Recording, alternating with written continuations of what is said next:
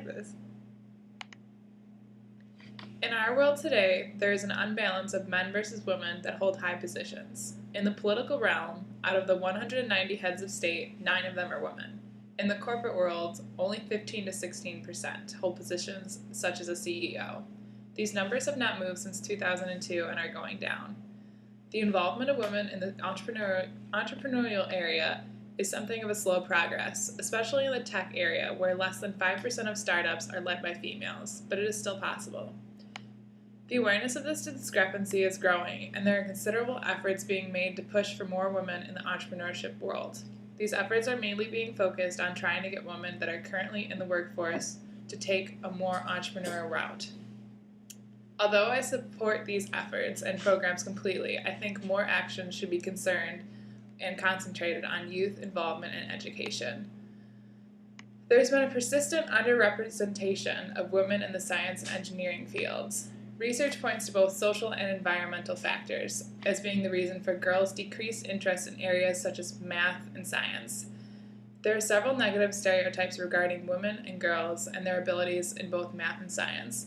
These stereotypes are what push girls and women away from the technical fields due to the stereotype threat that adversely affects their performance.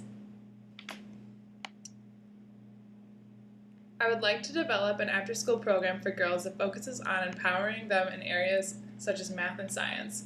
The program would work to explore and expose girls to successful females in areas of math and science through different field trips and speakers, as well as teach them about stereotype threat. When speakers and field trips are not possible, the program would encourage a growth in mindset through different math and science games. The program would also push for them to understand that intelligence can be developed and is not necessarily something that you are just born with. This program would maintain an environment of encouragement and provide them with the footing to embrace the different challenges as well as persist despite obstacles. My target market would mostly be for children, obviously in grades from 1st through 6th grade, and I'd be looking for schools that would be open to having an after-school program and obviously had time for it.